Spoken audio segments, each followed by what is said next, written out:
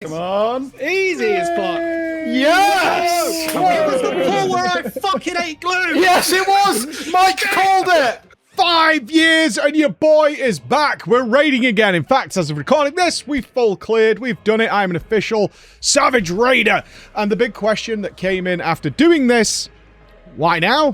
Why FF? Why not Mythic? And I think it's a good opportunity to use the wealth of knowledge I've had raiding for nearly 20 years in World of Warcraft to compare the two finally, because there's a lot of misgivings and a lot of changes on this that we're going to get into. So in order to make it easy for you guys, I've divided it into several sections. So section 1, why now and why FF?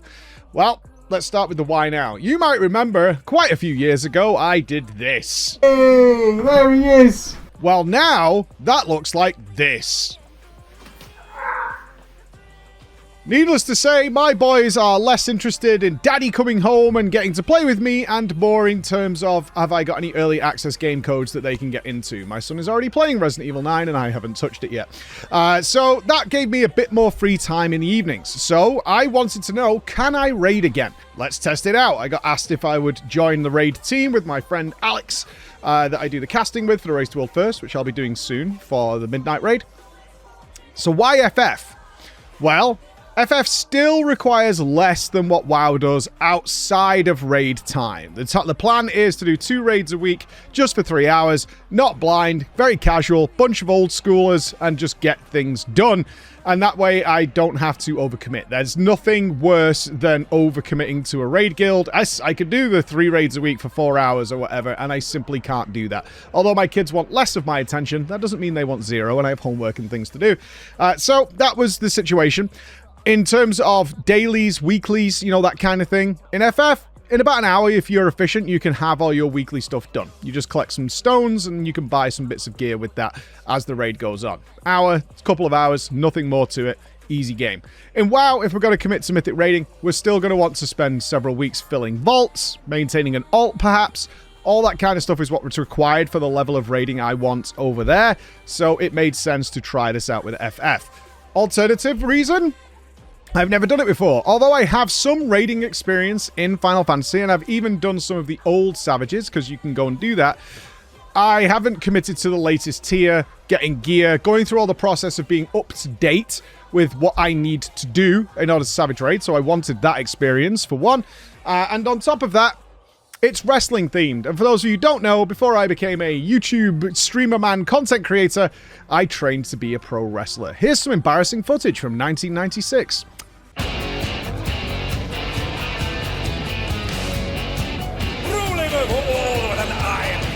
The grand champion of the Arcadian, the Tyrant! Yep, that's me. Face paint and all. Face paint and all. I did professionally train after that until I realized that I might end up in a wheelchair and didn't want to pursue that. Section 2. I am really bad. I'll be honest. I know that FF footage for a WoW player looks very confusing. It's very flashy and overwhelming. Don't worry if it's anything really complicated. I'm going to show it to you in a way that you'll understand. But for the FF players out there currently watching this, you are seeing like just how bad I am. Those guys will recognize it immediately. I am choosing some clips that highlight some horrendous choices to the point that I apologized to my raid leader after we had finished clearing the Savage Raid, saying, I cannot believe you stuck with me. And he was like, it's fine. We expected it. But yeah, it was bad. Talk about a rude awakening. A rude awakening. Here's the thing. So first of all, the jump from doing extremes, which are one-off encounters that are harder than the sort of like Pug story normal mode, can have some bit complexity to them, but generally you're going to clear them within a few pulls. You know, it might take you a couple of hours, something like that, to learn some of the trickier mechanics, but it's ultra forgiving. Similar to World of Warcraft, you can go into Heroic or be in a Heroic guild, and then if you jump to Mythic, that step up is a gulf. It is like crossing the Grand Canyon. It is a massive, massive leap in complexity in most cases that a lot of people who have been comfortable in normal, comfortable in Heroic, go into Mythic because they want a little bit more and are like, oh my god. Like the amount of trials I've lost over the years because they've been very solid Heroic raiders, joining Mythic is incountable. Like, it's innumerable amounts of people. And the same is here. There were things going on in Savage that I just didn't know what to do. More on that later. More on that later. But needless to say, I was bad. Really, really bad. I'm better now. And you will see over the course of the footage, like, the UI starts to change. Other things start to change because I had to start figuring out how to deal with this much more difficult encounter. But one thing I've always pressed onto you guys is if you do the more difficult content in a game, you will just get so much better because you're having to adapt and figure out how to deal with these things and take advice and learn things that other people are passing down from you or to you. And you just get better at it. So you will see an improvement for sure. It's embarrassing for me to look at our early kills and see how I played compared to what I was doing in the later bosses. So how many bosses are we doing? We're doing 5 bosses. It's technically 4 in the way this works, but we're going to be doing something called a door boss. So you'll have boss 1, which is Vamp, which is the sort of sexy femme fatale wrestling character. Then we're going to be doing the extremes, which are 2 brothers, kind of surfer bros with a lot of Sum 41 soundtrack going on through it, who are surfing and dropping fire everywhere. Then we're going to be doing Tyrant, the 3rd of the 4 bosses. Tyrant is going to be summoning these mega weapons that slice you up and do all sorts of crazy stuff. Then we're going to be doing the Lindworm, which is the final boss. However, that has 2 phases that literally are 2 separate bosses. You'll kill the first boss, and then a cutscene will play, and then you get a new boss at the back of it. So there's technically 5 bosses. And the trick with the Lindworm, the final boss, is you have to kill both bosses in the time limit. So in Final Fantasy, when you join a raid environment, you are given a time limit before that instance will close, and then you go back in and you have to re-kill the first boss in order to access the next one. However, if you do access the next one when you die or wipe or whatever, you will restart at the second boss. You won't have to do the first phase again. So it's technically 5 bosses of the 4 that are listed. That's what we're going to be doing. Okay. Biggest problems I found. Why am I so bad? First of all, foundational awareness. Let's talk about that. This is a vital tool to any raider, and it simply comes with experience. I will give you one of the easiest examples because it is nonsense that I struggled with this. I've got better at it now, but it's just something that you don't do in normals and extremes and things like that, and that is simply the way markers. So Final Fantasy XIV arenas are part of the encounter. There's no boss mods, more on that later. There are no boss mods, and so a lot of the things that are happening are done either visually, the boss will be physically doing something, so it'll be a right arm will appear, or it will move first, something like that. That is your boss warning of what is about to happen. It's where he's facing, things like that. You're going to be watching that, but also the arena itself will be decorated in a way, so cracks on the floor, things like that, are actually markers that they're providing for you for how this mechanic is going to play out. And so you want to be taking into account like intricate designs on the floor, things like that are going to be very important, as are the arena around you, like the background and visuals are actually going to come into play in various occasions. So you want to know about that as well. But a big part of FF14 raiding is putting down the way markers. These are in WoW, but typically in World of Warcraft, you can use them and you can change them in combat to like notify we're going to be going to green, things like that, right? We have ping as well, but like you'll put down we're going to go to green, we're going to go to red, we're going to go to blue, that kind of thing. And that is a dynamic thing that can move throughout the fight. Not in Final Fantasy XIV. When they're down, and they are put in such a specific position because certain very difficult mechanics are going to be resolved involving those markers. So this is a big part of Final Fantasy XIV raiding. In fact, it got us stuck at one point on the 3rd boss because we ended up, through people researching and figuring stuff out, with 3 different sets of way markers, and that led to immeasurable problems, to the point where after the end of the raid, it was like, right, we're going to go away and figure out which way markers we're going to use, because you have to position almost pixel perfect, very relative to these markers. And my issue was, although, and this sounds so stupid, I know, but you'll understand where I'm coming from. Although the markers go A1, B2, C3, right? D4, very obvious. In Savage, things can happen so quickly that if someone says we need to go to D because things are going to change where we have to go on a pull-by-pull basis, and you don't immediately click with like muscle memory that if I can see 1, then I know that D is over here, so I instantly move. I did not have that foundational experience. I am very used to, in the slower encounters that we have in normals and extremes and even old Savages, of being able to like turn the camera and have a look where it is. And that is too slow. That is way, way too slow. And I realized this almost immediately, specifically on the extremes, which was the harder fight. I will say a big plus for Final Fantasy XIV rating, at least in this tier, is that the progression and difficulty was very linear. It went from easiest to hardest all the way up with a nice smooth curve, right? Not always the case, I'm sure, but like that's how it went for me in this raid tier. And I didn't have that knowledge. That became a major problem in the harder fights later on, where you have to go very, very quickly to a certain location. It actually made me better, so more on that later. But I didn't have that knowledge. It became very apparent that I could not do that, and I needed to learn how to do that very, very quickly. The second one, I think, is going to drive some people insane. WoW and FF14 players alike. I'm going to show you a clip right now. FF14 players are going to go, oh, I know what happened. And WoW players are going to go, why did you run off the edge? Here it is. Okay, I want to be clear on something. WoW, guys, I didn't just run off the edge of this platform. That is not what happened. It looks like that, but if I slow it down, you'll see that's not what happened. I didn't just like go, oh, let's run off the edge. Not that I haven't done that, but that's not what's happening here. Movement. I know. This shouldn't be a problem. It is. It is a problem. Unless you are very confident in your style of doing it, which is where the FF14 players are going to be like, just do this, just do that. And everybody has a solution to this. So what's happening? The gameplay is not as tight as it is in WoW. And in fact, that becomes an increased skill ceiling. Is utilizing the fact that often you are telegraphed or positioned in a way that looks visually like you're safe on your screen, but you are not. You've been snapshotted earlier, and you need to know the snapshotting of various mechanics to understand how it works. This also works with your spell casting. So in Final Fantasy XIV, they have a mechanic called slide casting. Recently playing Midnight, I tried to slide cast some attacks, and I was like, Jesus Christ, I'm so ingrained on doing this from FF14 rating, and it does not work in WoW. Not anymore. It used to in the Burning Crusade. It doesn't anymore now. But essentially, your cast has been registered by the server long before your spell bar completes, in which case you can move, technically, while your spell has stopped casting, but it will still go off, and you can utilize that to move very long distances without missing a single cast. So that is part of the gameplay that's happening here. In terms of the movement, my instinct is to go kind of WoW style, which is, because that's what I'm used to. I'm casting a spell. I'm playing a healer.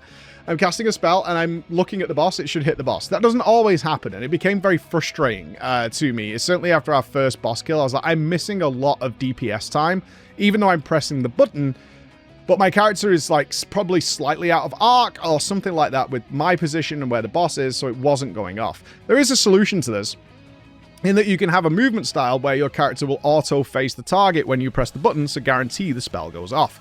So I was like, that's the solution. I'll go with that. FF14 players, hold onto your keyboards. I know you're typing either Legacy or something else. I know.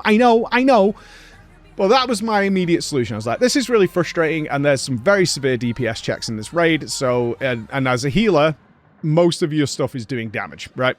That's the way it works in FF. Sorry, WoW guys who are like, I'm a healer, I don't do damage. That does not work in Final Fantasy raiding. You are doing damage as much as humanly possible. And so I was like, I'll put that in. So what you're actually seeing, and this happened to me maybe, I don't know, 5 times over the course of all the wipes, is that I am moving away, but because I'm trying to DPS as I move, I'm trying to strafe it, it's actually spanned my character so quickly, and it preserves momentum, that my character is going one way, immediately 180'd like a Resident Evil game, and just shot off the platform. And when this happened, yes, I felt the shame and embarrassment of all things, and it was something I still need to work on to this day, because I just worked around it, and we'll work it out for next raid tier, whatever, and do something else. But that was a problem that I just didn't anticipate. It's never been a problem in extremes, because the DPS checks don't really matter. Yeah, big sadness. Really didn't enjoy that. So, needless to say, getting into this, I'm bad. Thankfully, though, the linear curve meant that it wasn't really a problem for Vamp, and it wasn't much of a problem, and I was getting better by the time we were doing the extremes. Number 3. What is the rating in Final Fantasy XIV Savage compared to WoW Mythic? Okay, I've never been more convinced, now I've done it, that the similarities are so far apart, it is almost impossible to compare. They're not alike in any way, shape, or form. Besides the fact that the Holy Trinity exists of DPS, healer, and tanks, That's about it. The rules of Final Fantasy XIV raiding are so massively different than World of Warcraft that the two are completely separate paths. The diversion is huge. So, let me explain. I already explained the arenas and stuff. If I was to describe it, in fact, it was actually Chris who described it as this. World of Warcraft is like a rugby game, right? It's chaotic. Things appear under you and you're not sure about it, so you move out of it as quickly as possible. A great player will have an instant cast spell, or maybe banked an instant cast spell, but it's somewhat unpredictable. Things might come your way, maybe not. When it comes to raid mechanics, typically speaking, even at the Mythic level, even if you think about something like Mythic Dimensius, is maybe like 6 people at most will get chosen for a mechanic. So if you think about the Phase 1 Dimensius of getting teleported up in the air, that's 6 people out of the whole raid who will have to deal with that mechanic and be in the right place. Everybody else sort of like smudges up and just carries on damaging while walking forward a bit. That's it. In FF14, every single person, every single mechanic you are involved in, and you not only need to know what you need to do, you need to know what everybody else has to do, because on the next pull, you could be in their position. What I mean by that is, I'll use an example here of the final boss's, I think it's called Grotesquerie Act 2. There are 8 possible outcomes that can happen during this mechanic, and you need to know all of them intimately. Because if one of you gets it wrong, it's a pass-fail mechanic. You all die. It's as simple as that. And each person has 2 things that can happen. Now, here's the tricky part. In WoW, generally speaking, a mechanic will repeat relatively often. So if you think about that Mythic Dimensius mechanic of lifting you up in the air and carrying you across, that's probably going to happen 3 or 4 times, that phase. And then there's probably only like 3 mechanics going on, right?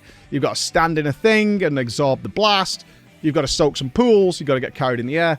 Those kind of things. And they'll repeat throughout that phase. Pretty simple. There's a good chance you'll get picked once, maybe, to get carried in the air. Unlucky twice, whatever. But usually it's only a few of you that are going to do that and move on. In Final Fantasy XIV, every single mechanic involves every single player. The relaxed part of FF14 is you might have to do 1 or 2 things based on what's happening to you, rather than 3 or 4 if you get unlucky. But either or, all of you are going to get to do something every single time. And part of that difficulty comes into, it's unlikely you're going to do the same thing the next pull. So like I was saying in World of Warcraft, you probably get to get carried in the air maybe once per pull. You know, once you start progging it, you're going to get to do it once per pull at least, right? And occasionally maybe not, but probably like once per pull. Which means you get very regular experience on progression to get this mechanic right. That does not happen in FF14. In FF14, you're going to get something different, very likely, every single pull. Which means you can't just learn how to do your thing simply, right? That will come into play a little bit, but it's more a case of like, let me explain this mechanic to you very quickly, is the worm wraps around you, traps you in the middle, and then you will get a debuff, right? You will either get a number from 1 to 4, and then a letter, alpha or beta. So you're either going to be alpha 1 through 4, or you're going to be beta 1 through 4. And depending on which one you get is going to massively change how you deal with what's coming up. You will see these tumors spawning on the floor. So if you get 1 alpha, what you're going to do is you're going to break a tether because you are tethered to 1 beta. You're going to snap that because of the timers, and then you're going to move around and deal with a tumor that is outside of the worm. However, 3 beta is then going to deal with this tumor here and then break their tether later on with 3 alpha, because 3 alpha is doing it later, and 3 alpha is going to be doing something else and soaking this tumor, and then that's going to, when the betas break their tether, a different beta has to then soak a tower that spawns after it. In other words, there's a whole bunch of stuff going on. And it's a lock-in of memory. This is not a skill set you need in World of Warcraft. And this is where I really felt... I should title this area, I Feel Like a Moron. Because I did. I felt like an idiot. I am not great. I can remember what you're supposed to do with... Again, we'll use Mythic Dimensius. Yeah, you need to make a Venn diagram. 3 of you need to make a Venn diagram, right? That's it. Pretty simple. And I could call that nice and early because I've got a nice boss timer that's saying it's coming in like 10 seconds. So guys, get ready. See if you get picked and go to your positions, right? And keep that area clear for dropping pools. Simple stuff. In FF, it's not going to work that way. Until you get assigned, you know it's coming because it's very scripted. But until you get assigned, what you do with that is changing every single pull. And it needs to be correct. You all need to pull it off. So as I said, WoW is more like a rugby game. A lot of hustle and tussle, a lot of chaos, a lot of fast movement, lots of that going on. FF is more like synchronized swimming. And that's where a lot of people get the joy out of it. Very much like synchronized swimming. So I really struggled with this. I would say everything else up until now, besides a little bit on the third boss, namely the platform area for the people who know it, I was okay with. I was getting it. It was in my head. It was fine. Everything was good. At this point, though, this final boss, this mechanic, I was like, I am getting stuck. There's 8 variants of what I'm supposed to do, and they work in a weird order. It's 3, 4, 1, 2. We know that now. But I was getting lost. I was like, okay, what do I do now? And like trying to remember it. And so I was like, how do I solve this? Because I do not want to be ever the dead leg in the raid. So how do I solve it? How did I solve it? I wrote it down. I got pen and I got paper. Don't worry, I'm going to explain something later on that makes me feel less of a moron. And I will give you a justification for some of you hearing this going, why didn't you just do X? I'll come back to it. Don't worry. So I wrote it down. I got a pen and a piece of paper, because my kids' homework and stuff was on the table. And I just went, okay, 1 alpha, do this. Break tether, soak this tower. 1 beta, do this. I just wrote it down. So when I got assigned my thing, I just went, okay, I know exactly what to do. Just look down at my paper. I'm like, I know exactly what to do. And then I was fine. After that, I was totally fine. And I was like, I'm not telling anybody this because I feel slightly embarrassed that I've literally got pen and paper out and writing this down. But it works. It totally works. It's working for me, so I'm not being the dead leg in the raid, and I'll get it right most of the time. And from then on, it was pretty chill. So we did progress through that.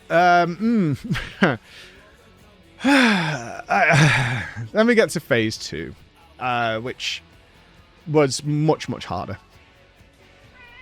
Finally, the boss will start to cast Idyllic Dream.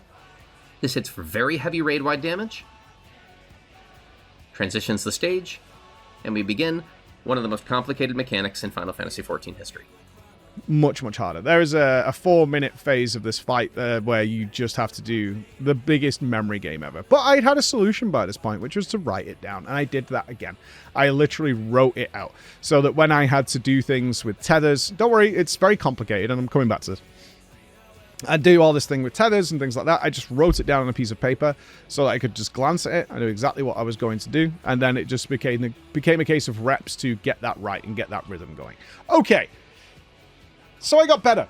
Great. Was I having fun? Yes. Now, let's get into the obvious. Why did I do this? And that's really... And some FF14 players are probably going, that's really lame. You're a liar. You're a liar.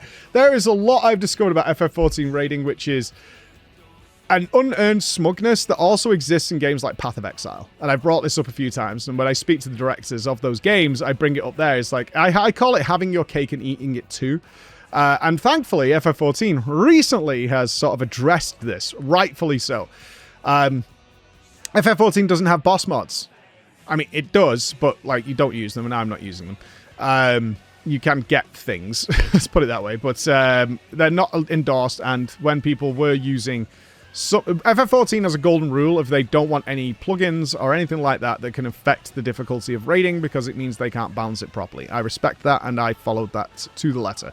However, I do want supplemental information, because these are massive memory games. Huge, huge memory games. Let me give you an example. The mechanic I'm talking about in the final boss called Idyllic Dream. This is the raid plan for it. This was the one that came out first. It's 37 slides long. I want to be clear, this isn't the whole fight. This is one of the mechanics in the fight. It's the hardest one, but it is one.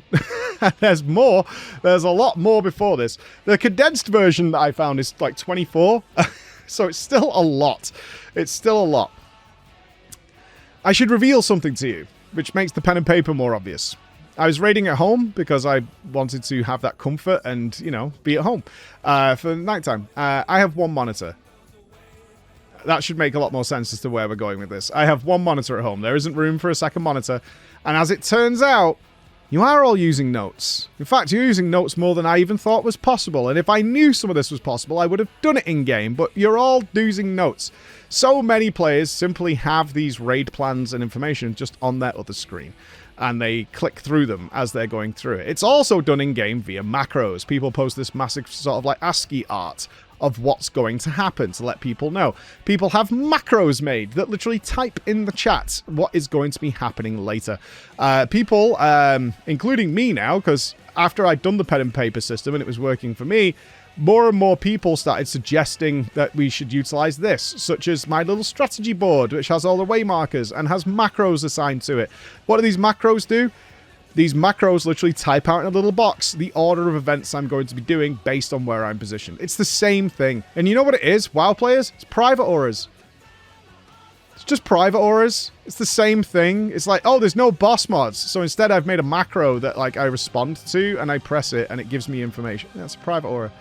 It's exactly what it is. It might not come up with a visual in-game flash of what's going on, but I was like, it's just private auras. It's the same thing. I was like, that totally makes sense. Of course you're doing this.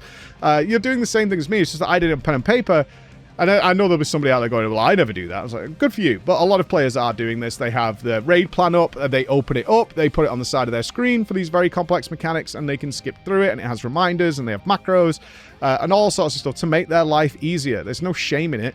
It's what we all do, especially when you're dealing with 4-minute-long memory games that are changing on a pull-by-pull basis and require you to be in one group one time, swap to another, then swap back, and then remember that in the next pull you're not going to do that. And then you need to remember what these 4 meteors do that you only... Because remember, in WoW, the same mechanic will repeat multiple times. If you see the same mechanic twice in Savage, it's usually like for a downtime period. Because like, you already solved this. This is just for a bit of DPS, and it will disappear just as quickly and then go into some horrendous nightmare immediately after. And so, dealing with this, I didn't feel like as much of a moron. I was like, oh, you are making notes and stuff. You're just doing it in-game. Like, oh, you're doing it in-game or you're doing it on the side of a screen, whatever it might be, to make life easier. As a one-monitor Andy, pen and paper made way more sense to me. I would have my sheet with all my breaks. Next boss, just put my other one in front of me, and it told me what to do. So I was happy about that, actually, at that point. I was like kind of relieved. It was like, yeah, it's a bit silly, but it actually makes sense for what I was doing. And I solved, in my way, not ego, it's like I did what other people are doing. I just did it in the way that I knew how to do. I didn't know you could make all this stuff in game. I didn't know you could make like a separate chat window that just tells you information. Or that like you have the chat window really big because people are posting macros and stuff of what you need to do. Now, overall thoughts. As I said, they're not comparable. I think I've explained that. These are very intricate and much more difficult to the point that my skill set from WoW did not translate into FF at all. Very little. Other than always be casting, which I worked on from the start because I recognized that was being a problem based on my WoW. These huge memory puzzles, being extremely strict on positioning to every single mechanic. Like in WoW, sometimes that happens. You've got a stack on somebody and they're usually marked. Something like that. That is a non-thing in FF14. It's like, you do that, but that's so basic compared to everything else you're doing. And learning that, like, watching the pattern of the floor to make sure the whole group has to rotate clockwise or use things called snake priority. I will say it's definitely made me better at both. Well worth doing if you're a WoW player, because you're going to, especially now we're moving into the add-on-less world, so to speak, you will just be way better at positioning and stuff like that. I've always taught positioning in WoW. FF's made that even better, for sure. The beauty of it pulling off is very, very nice, for sure. When you have something extremely complex, be it Idyllic Dream, or the lead into that, and it works, and everybody gets it right. Such, you've got very complicated mechanics of positioning and facing and certain group positions and things like that. It's really pretty. Everybody's alive, and you make this massive leap forward. It's almost like breaking a Razageth shield or something. Is you just make this huge leap forward into the fight, and you're like, we're getting this. To the point where we one-shot the Lindworm Phase 1 on our Kill Knight both times. Like, we had to reset the instance. We were so comfortable with a mechanic that was very problematic earlier on. So I'm certainly not indicating here I was the only one struggling with these mechanics. That's not true. That's beautiful. And you don't really get that in WoW. Very rarely do you get that in WoW. It's like, you got through this. When it happens, it's nice. In FF, it's all the time because you're constantly being bombarded by these things. And it requires everybody to move and rotate nicely and do all these things. And you see it all work in parallel and in a real synergistic way. It's gorgeous. The con to that is there's a lack of chaos and a lack of skill expression. I did feel that. It was... In World of Warcraft, one great player can do so many things that makes your life infinitely easier. And you can do a little bit of that in FF. Like, you can see that somebody's moved to the wrong spot. You also know where they should have gone, and you can adjust and make that I go to their spot, so it saves the pull, because usually it's pass-fail. And you can make these adjustments on the fly. That's great. In WoW, you can be really hard carried by like 4 or 5 people who are just utilizing their class to the max. I always think about THD, Warlock for Team Liquid, during their Anseret kill, who recognized a massive problem that was about to wipe the group, and then utilized like his gateway. He was like, recognized it, and then used all these skill expression of his character in order to resolve that and remedy that situation, which nobody else could have done at the time. Figured it all out, and then used his teleport, all these skill things. And not just mentioning DPS, you know, a great player in WoW will always just be ahead, just maximizing so many little intricacies. And in FF, that's considered as standard, is to do that kind of stuff. And what you end up with is just a little bit of a inability to really express yourself as a player. I'm not there yet, but like, I know that I can't do that in a massive way. Like you can in World of Warcraft. In World of Warcraft, the rooms are so chaotic and random. And you think about a Mythic Plus dungeon. Things are going wrong, but I can stun that guy. I can interrupt this guy. I could grip this guy. I can help with this guy. I can bring this player in. I could do all this sort of stuff to remedy and make the situation. In fact, it's how I started my channel. If you go back to all my early stuff in Cataclysm, we talked about being a baller. What did that mean? The baller was the guy who was just doing all these extra things that was making everybody's life so much easier, even if they weren't aware of it in any way. There's just a lot less of that in FF. In fact, as if you're using the same strat, because there are different strategies for these bosses, there's some variance in various areas. Most kills look identical because that's how it was designed to be solved. That's how it works. Like, everybody's learning this dance. Another pro to that system, though, it does make their content way more puggable. I was really surprised to learn that people, you don't really pug Mythic. There are pugs, which are like sometimes half guildies or later in the tier or whatever. But I'm talking early in progression of a new raid tier coming out. People are pugging all the way through the Savage raids. And the reason they're doing that is because if you learn your dance, you're part of the routine, think of it like synchronized swimming. If you learn that and other people are learning that, then it comes together and it works in a really nice way. And that's something that does happen. Obviously, it takes weeks sometimes, but great players who are so good at memory games and have been watching the streams and know the strats. Because one thing we noticed when we did the Race to World First Final Fantasy XIV is once the puzzle is solved, because it's very much a puzzle encounter, that's what you're dealing with, a very complicated puzzle. Once it's solved, the floodgates kind of open on everybody else killing it very quickly because it comes down to, can you execute that puzzle? That doesn't really happen in World of Warcraft, right? As a great counter to both of them is you can watch Liquid, Echo, Method, or whatever defeat these bosses, and they'll release a guide on how you do it. It can still take you weeks to enact that because there's so much output required, so much skill required from the players that varies, and some very tricky things that need to be pulled off by individuals. And I do miss that in FF, is the individual, be the volunteer. Big video I made in WoD, which a lot of you still follow, was be the volunteer. Can't really do that in FF, right? Can't really put a lot of extra burden on your better players and they embrace it in some way. You think about a Roger Brown in Echo, who was notorious for doing these very, very complicated, burdensome challenges because you could trust him to utilize his class and his ability as a player to do that while everybody else can sort of like attack a training dummy as much as possible. Yeah, I miss that. But on the other side of it, it makes that content much more accessible to people because if you know your part, you can go ahead and do it, and that is a big plus to the community. Is a lot of them aren't in an organized guild or static as it's called there, and are just going into the pug world of Player Finder. It's going to take them a lot longer, maybe, you know, dozens of hours maybe, but it's possible because you know your piece of the puzzle, and that comes with FF14 raid sizes being somewhat similar. So they're not the same thing. It's a totally different environment. When it comes down to the question, what's better, what's harder, WoW or FF, this is what I can say. Ultimately, the big thing that I took away from this is that I missed just raiding with the guys and doing progress. That is the main core attraction to me of raiding, is getting together with a bunch of people that make you laugh, you can have fun with, and you kill bosses and play a game you enjoy together. That is always going to be the main crux of raiding regarding the game. But more specifically, they're so different. In WoW, let's put it this way, which one do you prefer?